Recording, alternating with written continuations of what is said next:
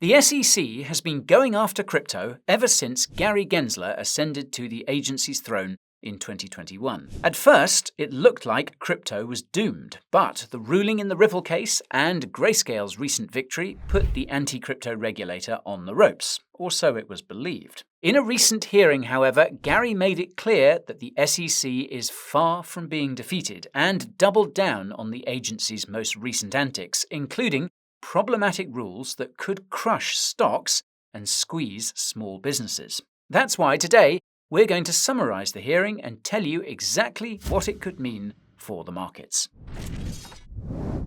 The hearing we'll be summarizing today was titled, quote, Oversight of the U.S. Securities and Exchange Commission. It was hosted by the Senate Banking Committee last week, and we'll leave a link to the full hearing in the description. It's worth the watch if you have the time. Pro tip, watch it at 2x speed. Now, the hearing began with opening statements from top-ranking politicians on both sides of the aisle, followed by Gary himself. The first to speak was Sherrod Brown, and he started with an eye-opening statement. He said that new technologies risk further concentrating the power on Wall Street. Now, this is eye-opening because it's quite accurate, at least when it comes to crypto. If megabanks like JP Morgan and asset managers like BlackRock were to take custody of and/or stake most of the crypto out there, then they would pretty much hold sway over the crypto market. Something to think about. Anyways, Sherrod continued with another eye-opening statement, and that's that it's been almost exactly 15 years since Lehman Brothers collapsed. For context, the collapse of Lehman Brothers is what marked the beginning of the 2008 financial crisis. Some believe that a similar financial crisis is coming up. And because two eye-opening statements clearly weren't enough, Sherrod threw down a third. 15 to 20% of the US economy is directly or indirectly controlled by private equity. Of course, this includes asset managers like BlackRock, who are infamous for having significant influence over publicly traded companies. Regarding crypto, Sherrod said it's dangerous and that FTX wasn't the only bad apple. He pointed out the fact that there are hacks and scams left and right, but I should note that his tone wasn't nearly as anti-crypto as it has been in previous hearings. This could be because being anti-crypto is increasingly unpopular. In any case, the second politician to speak was Tim Scott. He started by slamming the SEC from every possible angle, including a lack of transparency, a lack of logical leadership, its hostility towards innovation, and its focus on things that are not necessarily related to financial markets. Tim's only eye-opening statement related to the SEC's climate disclosure rules, which would increase compliance costs for publicly traded companies by at least 4 times. If you've watched any of our previous summaries of Gary's hearings, you'll know that this only scratches the surface of what these rules would do. After Tim finished, it was Gary's turn. He started by saying that his views are his own and not those of the SEC. For reference, this is something that most regulators say when they testify, and it's ironic because it's known that their views do in fact have a profound impact on financial regulations. Regardless, Gary said that the SEC's rules have shaped the US's economic success for over 90 years. However, he said, a gold medalist must keep on training if they want to keep their gold medal. In other words, the SEC needs to keep creating new rules to ensure that US financial markets remain the largest. Logically, this ultimately depends on the rules being proposed by the SEC, something which Gary didn't address. All he said was that the SEC always takes feedback from the public in its rulemaking processes. Note that Gary had admitted in an earlier hearing that the public basically means Wall Street. Anyway, once Gary was done, the question period began. The first to ask questions was John Tester. Now, for those unfamiliar, John is a farmer, and he's raised his concerns about the SEC's proposed climate disclosure rules in previous hearings. That's because they would require private as well as public companies to report information. As in previous hearings, John explained that this is because of something called Scope 3 emissions, which require companies to collect information about emissions from their suppliers, and even from their customers. For many small businesses, the cost of compliance could be unaffordable. Gary pushed back by saying that private companies are not being directly targeted, but admitted that there needs to be some adjustment to the proposed climate disclosure rules. John was not satisfied. He underscored the fact that these regulations are already bleeding into the private sector. All Gary could say is that they're working on it. I'm sure they are. Sarcasm aside, the second to ask questions was Mike Crapo, and he focused on something unexpected yet extremely significant. In short, a US financial regulator called FINRA suddenly halted the trading for a stock belonging to a company called Meta Materials last December, citing potential harm to investors. Notably, FINRA did not provide an explanation for why they halted the trading of Meta Materials stock. The fact that they cited investor protections is probably what prompted Mike to ask Gary about this issue. Not only did Gary not provide any information, but he also refused to say if the SEC was involved. Now, this is extremely significant for many reasons, but the main one is that it highlights the fact that regulators technically have the power to stop stocks from trading for whatever reasons they see fit. Ever since the Black Monday crash of 1987, stock trading is automatically halted when stocks fall too much. Some would argue that Robinhood's move to prevent people from purchasing GameStop stock in January 2021 set a precedent for stock trading to be halted when a stock is rallying too much. Now, this remains to be seen, but if it does happen again, then it could become more common over time. Another thing to think about, no doubt. Anyhow, the third to ask questions was Sherrod. He asked a few general questions about a series of topics, including crypto. About crypto, Gary said that any cryptos that are securities must disclose information in accordance with the SEC's regulation.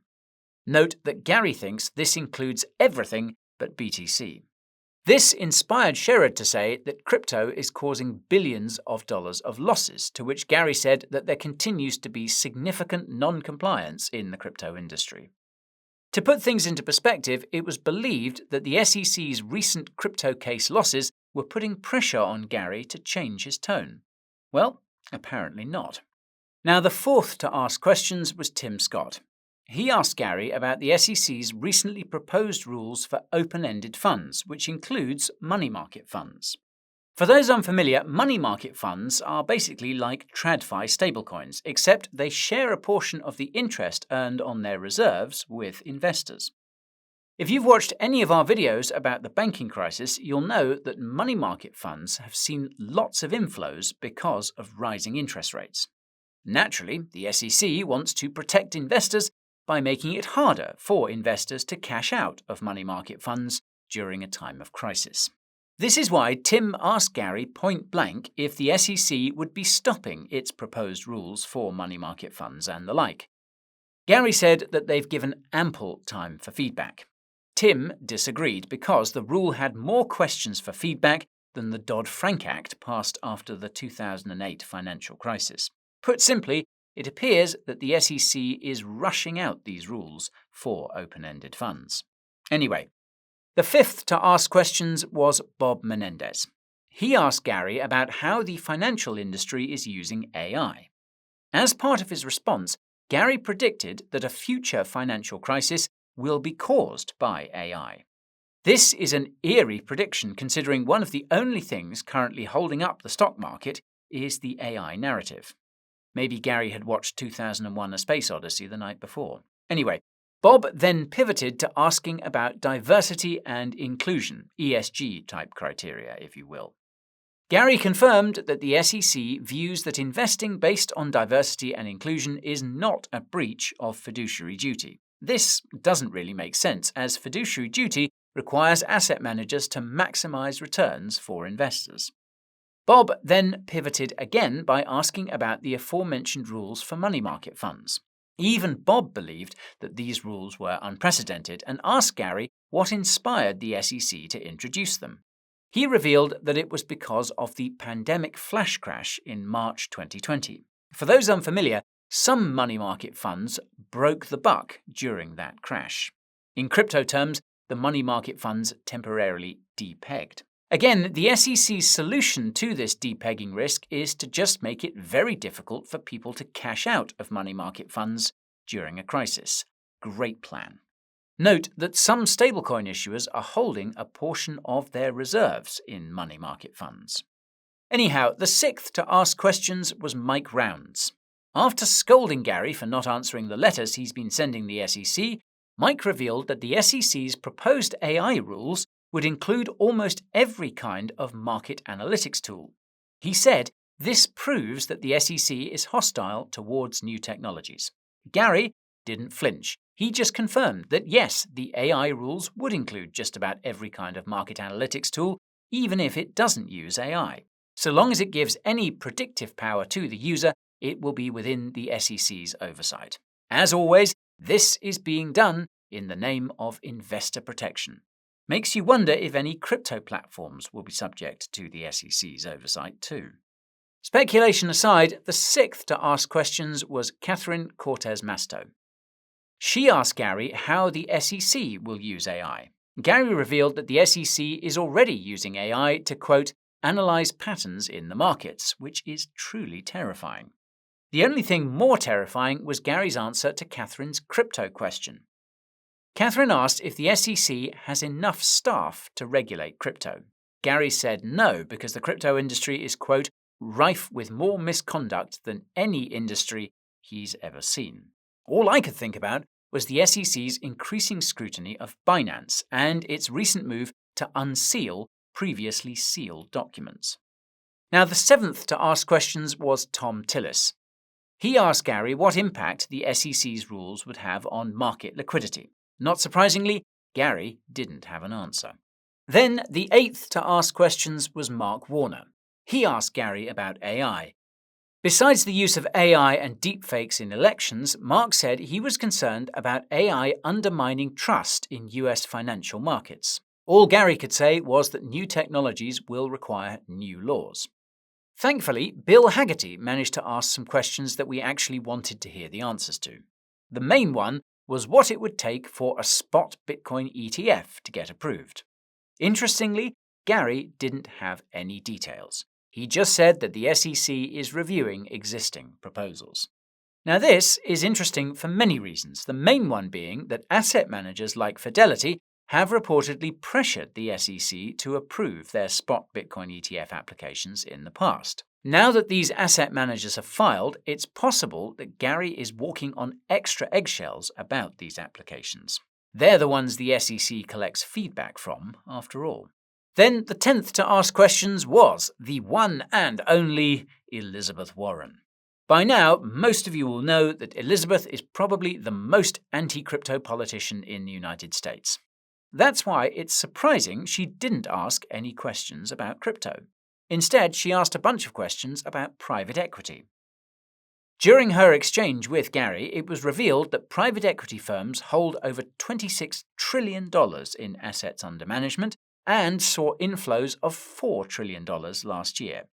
Elizabeth contrasted this with the fact that only $1 trillion went into public markets last year, a clear gap in oversight.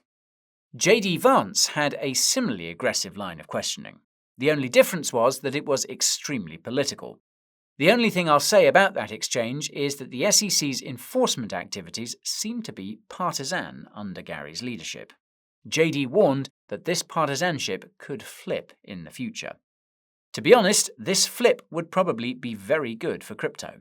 Perhaps it's just a coincidence, but the Democratic Party appears to be more anti-crypto than the Republican Party. Right now, the SEC appears to be aligned with the former. An alignment with the latter could therefore be good for crypto. Anywho, the 12th to ask questions was Chris Van Hollen. He revealed something fascinating, and that's that countries like China are investing heavily in US private equity, and cited a Financial Times article as proof. I'll leave a link to that article in the description if you're interested. What's even more fascinating is that Gary didn't take issue with this fact. He said that the SEC is neutral about where investors are coming from, so long as they abide by US securities laws. This is a bit shocking, given the geopolitical backdrop. Then the 13th to ask questions was Cynthia Lummis. By now, most of you will know that Cynthia is probably the most pro-crypto politician in the US, and may Satoshi be with her. Unlike her anti-crypto counterpart, Cynthia asked many questions about crypto, most of which focused on crypto custody by banks. To bring you up to speed, banks are essentially the only crypto custodians that the SEC recognizes, but it has effectively told banks that it's unsafe to custody crypto. This is because it requires them to report custodied crypto as if it was an asset on their balance sheets.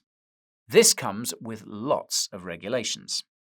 Cynthia asked how this rule made any sense if even Fed Chairman Jerome Powell believes it's a bit ridiculous. Gary explained that it has to do with the details of Celsius's collapse, which I won't get into here. Cynthia said this explanation was an excuse and it subjects banks to unreasonable regulations. Go Cynthia. Then the 14th to ask questions was Tina Smith. She asked when the climate disclosure rules would be ready. Gary didn't provide an exact timeline, but explained that it's taken about 19 months for the rules for open-ended funds to be hammered out. He also said that the SEC is not in a rush. If you watched our video about the EU's upcoming ESG regulations, you'll know that the SEC's climate disclosure rules could pale in comparison once they come into force. Make no mistake, they are going to affect US companies and consumers. Be sure to watch that video if you haven't already. Then, the 15th to ask questions was Katie Britt. She reiterated that the SEC's rules around open-ended funds are even more elaborate than the rules it proposed after the 2008 financial crisis. She said that all of these rules reveal that the SEC isn't listening to the average person. It's listening to Wall Street instead. She then asked Gary about another ESG-type rule the SEC has proposed. He just said that it's going to take time to hammer it out, to which Katie said that the SEC needs to think more about what effects its rules are having on everyday people. Some would say that's a tall order for Gary and the gang to fill. And this ties into the questions asked by Kristen Sinema. She asked if the SEC listens to any small investors when it's making new rules. Gary said yes, the SEC reaches out to these small investors on social media. Go back and re-watch his answer because it's unbelievable. There is no way the SEC listens to this feedback. Just look at the engagement with the posts the SEC makes on X. It's all comments about how Gary should resign and how the SEC sucks. If the SEC was truly listening to this feedback, Gary would be long gone. Heck, even Kristen wasn't convinced by Gary's answer. The 17th to ask questions was Steve Daines. After bashing the SEC and calling Gary an unelected bureaucrat, he asked him how it's possible that the SEC can pass all of these rules without congressional authority. Gary said that it's because they all fundamentally relate to disclosures. Clever. Now, the last to ask questions was Jack Reed. He asked Gary to tell the hearing more about private equity, specifically if it's creating competition for banks and if they are a risk. Gary explained that private equity was a $1 trillion industry just a few decades ago and has since grown by almost 27x. This has made private equity larger than the banking sector, which currently stands at around $23 trillion.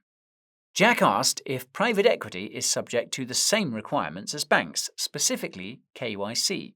He noted that there's evidence that even Russians continue to work with private equity in the US, despite sanctions. Gary admitted that there needs to be more discussion about this. When Jack asked if the SEC can do anything about it, Gary said no, that's all up to Congress. An ironic statement given that the SEC feels comfortable doing many other things without congressional approval. And, to add insult to injury, Gary didn't even give a clear answer when Jack asked him whether he was concerned about Chinese and Russian nationals investing heavily in US private equity. Nothing to see here. Now, this brings us on to the big question, and that's what all of this means for the markets. Well, the answer depends on which market we're talking about. In this case, there seem to be three markets that the SEC is affecting with its antics: the crypto market, the traditional markets, and the economy itself. Starting with the crypto market, Gary's testimony suggests that the SEC isn't finished doing damage. The quote about the industry continuing to be rife with non-compliance says it all. It's safe to assume that the SEC won't turn its focus away from crypto until the entire industry has come into compliance.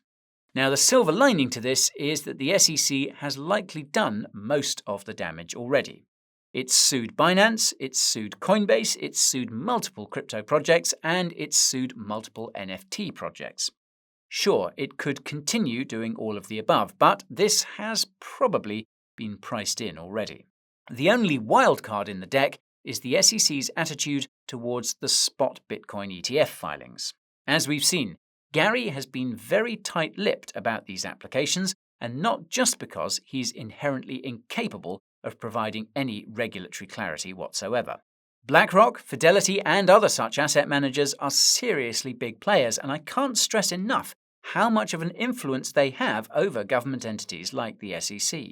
Now, it's assumed that the SEC will eventually approve these applications purely because of who these entities are, but that could be wishful thinking. From our perspective, approving these spot Bitcoin ETF applications will require some significant changes to the crypto industry first.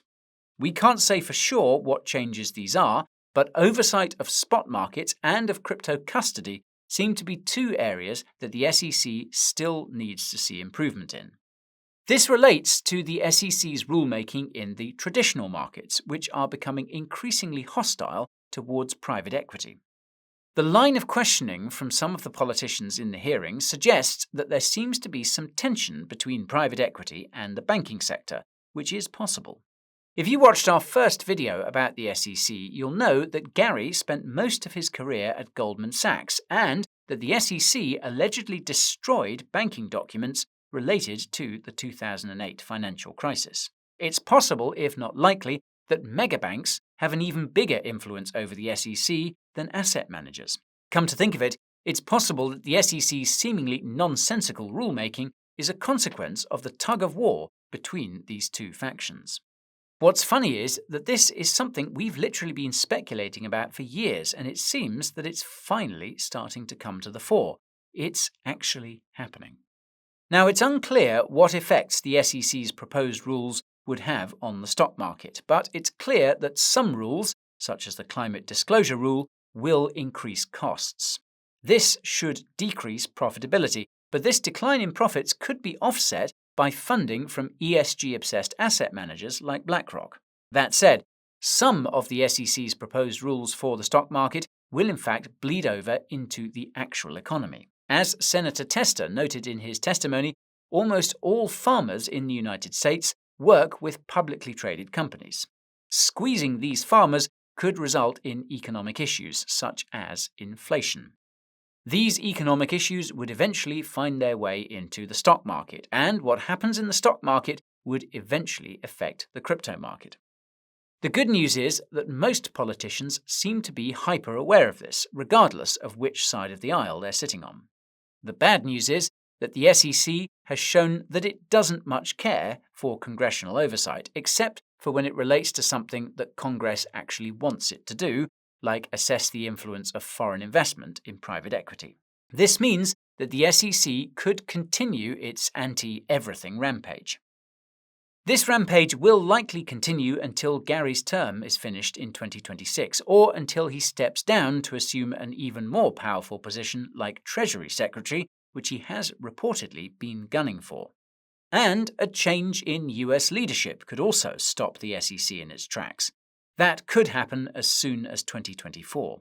And if you happen to be wondering which US presidential candidates are pro-crypto, we happen to have a video about that, and the link will be down in the description. And that is all for today's video, so if you found it informative, smash that like button to let us know. If you want to make sure you continue being informed, subscribe to the channel and ping that notification bell. If you want to help inform others, be sure to share this video with them. If you're accumulating crypto throughout this bear market, make sure you're doing so using an affordable exchange and storing your coins and tokens on a secure wallet. The Coin Bureau Deals page has up to $40,000 in airdrop bonuses on the best crypto exchanges and huge discounts on the best hardware wallets. The link will be down in the description. As always, thank you for watching, and I'll see you next time. Till then, behave yourselves and try and be nice to each other.